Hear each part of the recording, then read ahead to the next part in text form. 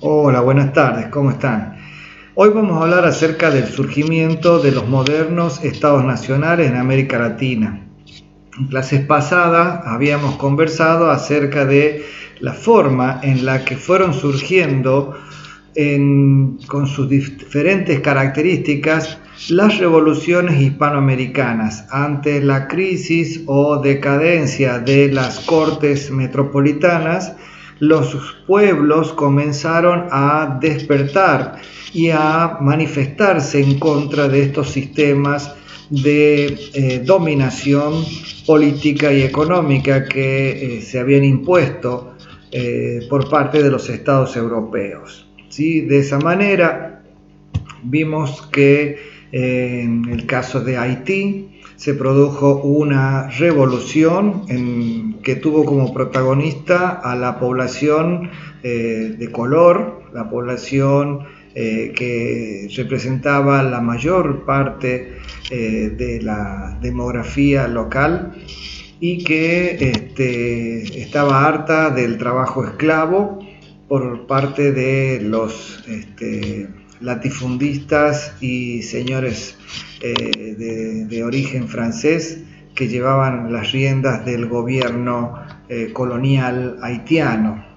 Lo mismo pasaría más tarde con la Revolución Norteamericana, en la que los colonos británicos que ahora residen en América se sienten muy poco representados por la corona británica y sobre todo se sienten muy mal por las exacciones económicas, los altos impuestos que deben tributar a la corona y este derecho que ellos reclaman a la libertad y a la prosperidad de forma completamente libre de toda dominación europea, hace que estalle la pólvora y comience la revolución norteamericana, la revolución de las 13 colonias norteamericanas.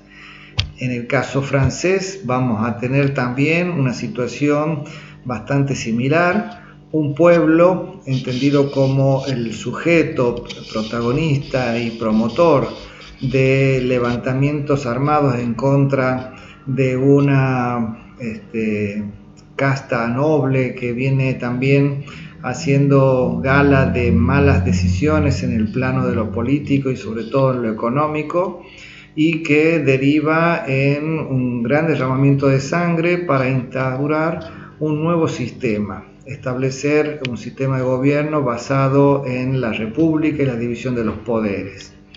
En el caso del Río de la Plata también vamos a tener una revolución que en este caso no va a ser sangrienta, pero sin embargo va a tener características de mucha exaltación, puesto que se provoca la caída, el derrumbe de un estado colonial, dándole paso al surgimiento de una nueva comunidad política, la cual por el momento todavía no tiene una estructura jurídica como para poder hablar acerca de un Estado nacional. ¿Sí? Esto nos lleva a plantearnos la siguiente pregunta. Y entonces, ¿qué es el Estado? ¿Surge el Estado a partir de una revolución? En el caso de América, que se está descolonizando por su propia cuenta, expulsando a los conquistadores españoles, franceses, holandeses, británicos, etc. ¿O es una construcción social, jurídica y política? Bien, eso vamos a tratar de ir aclarándolo en las siguientes diapositivas. Cuando hablamos de Estado, una definición de laboratorio nos dice que es una organización jurídico-política de una población sobre un territorio mediante el cual se ejerce un poder que, actuando a través de normas jurídicas, dispone del monopolio del uso legítimo de la fuerza. Bien, en esta definición podemos encontrar entonces todos los elementos del Estado. El elemento humano, cuando habla de la población, el territorio, que es el espacio geográfico sobre el cual se ejerce el poder, y este poder es lo que técnicamente llamamos soberanía. Esa soberanía entonces se ejerce en todo el espacio del territorio nacional, abarcando el suelo, el subsuelo, el espacio aéreo, el mar continental y los ríos y lagos interiores. Todo esto es lo que entra en el concepto de territorio y la soberanía se ejerce sobre él. Un elemento más que nos arroja esta definición es que el Estado tiene la facultad de ejercer la fuerza física de forma legítima dentro de su territorio y sobre la población. ¿Sí? Esto nos permite entonces ver cómo el Estado cuenta con elementos fundamentales, ¿sí? Pueblo, poder, territorio, soberanía y espacio geográfico, pero también requiere de un elemento que es externo y es el reconocimiento internacional.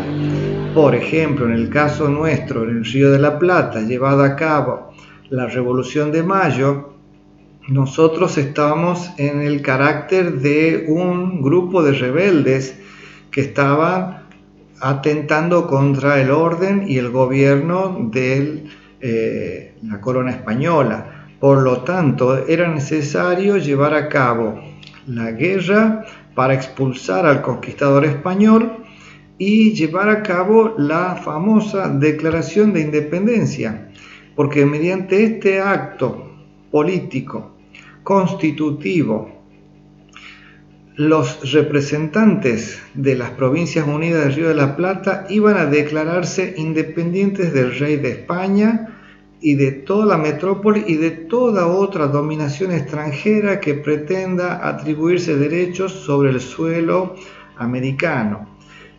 Esta declaración era importantísima porque el general San Martín estaba llevando a cabo su plan continental, que era unirse con otros caudillos, otros líderes americanos de distintos pueblos vecinos, amigables, unir sus fuerzas para poder expulsar al realista español. De esa manera, el cruce de los Andes tenía que tener un punto de partida y era la Declaración de Independencia, porque siendo un Estado independiente en formación, este ejército de don José de San Martín sería un ejército nacional. De lo contrario, sin la Declaración de Independencia, el ejército de San Martín sería un simple ejército rebelde, sobre el cual se podrían aplicar todas las normas del derecho internacional para reducirlos, someterlos, ¿sí? Y eliminarlos finalmente por parte de la corona española y de sus naciones aliadas. En este caso, entonces, la Declaración de Independencia hecha el 9 de julio de 1816 en nuestra provincia de Tucumán daría esa legitimidad al ejército del general San Martín para que pueda llevar a cabo la gesta de liberar a toda América del Sur del dominio español.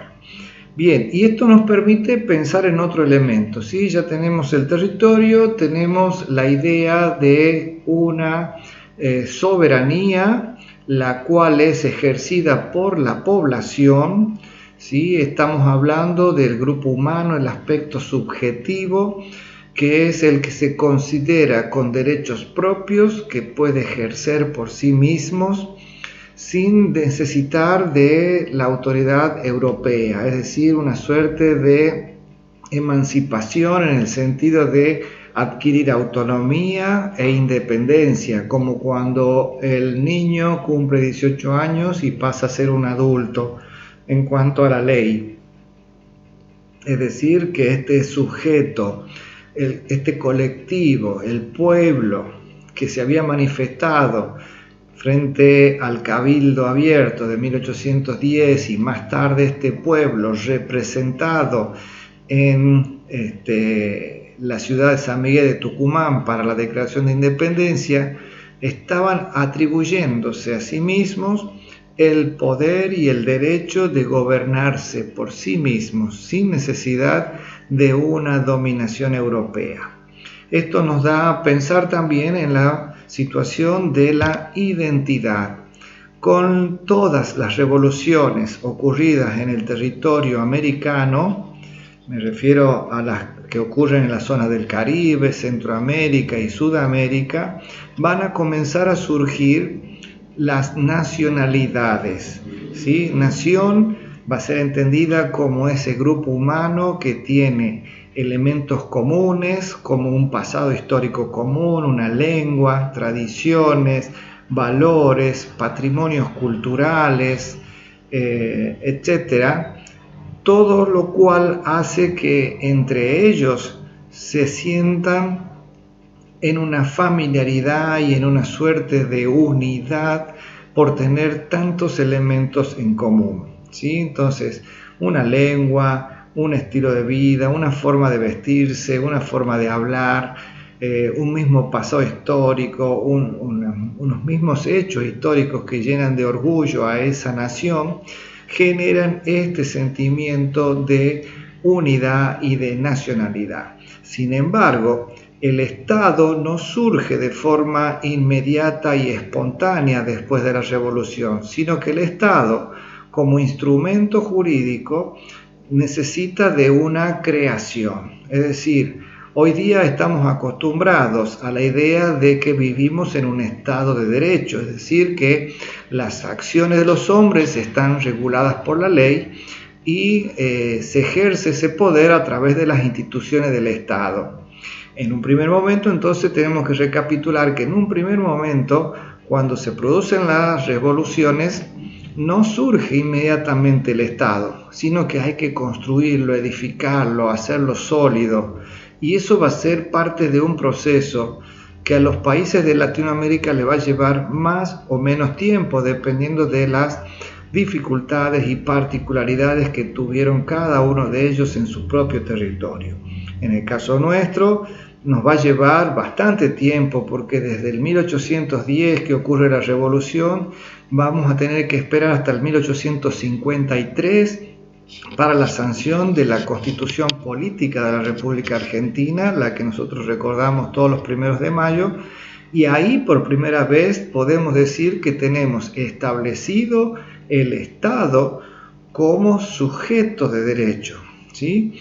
Es decir, si bien es cierto, con nuestra declaración de independencia le avisamos a todo el mundo de que somos una nación joven, nueva e independiente de la dominación europea, y muchos países se animaron a reconocer esa independencia para poder contratar, ¿sí? Y comerciar libremente sin tener que pasar por España para pedir autorización, ¿sí? ¿Se acuerdan ustedes que hablábamos alguna vez del monopolio comercial? Entonces España prohibía que los habitantes del Virreinato Río de la Plata pudieran comprar o vender libremente con cualquier nación, sino que era obligación comprar y vender solamente a los comerciantes españoles y solamente mercancías que vinieran o fueran hacia Europa que tuvieran bandera española. Ahora bien, una vez declarada la independencia, cuando los estados extranjeros reconocen nuestra independencia, nos colocan en una situación de igualdad a nivel internacional, puesto que ahora somos libres, independientes e iguales, y de esa manera podemos llevar a cabo la vida de relación, sobre todo el comercio y las relaciones diplomáticas con los otros países. Esto entonces es una parte del proceso. El otro es lo que ocurre a nivel interno, como es la generación de todo un derecho positivo que regula la vida de las personas y la creación de las instituciones que se van a encargar de aplicar ese derecho, ¿sí? Entonces hablamos recién del 1853 como momento en donde se cristaliza la estructura política del Estado argentino, estableciendo que la nación argentina adopta la forma representativa, republicana y federal de gobierno, es decir, una república, y en donde existen división de poderes, ejecutivo, legislativo y judicial, que son los elementos más característicos de nuestro sistema político. De esa manera, el Estado argentino va a estar constituido por todos los elementos que habíamos mencionado en la definición de hace rato.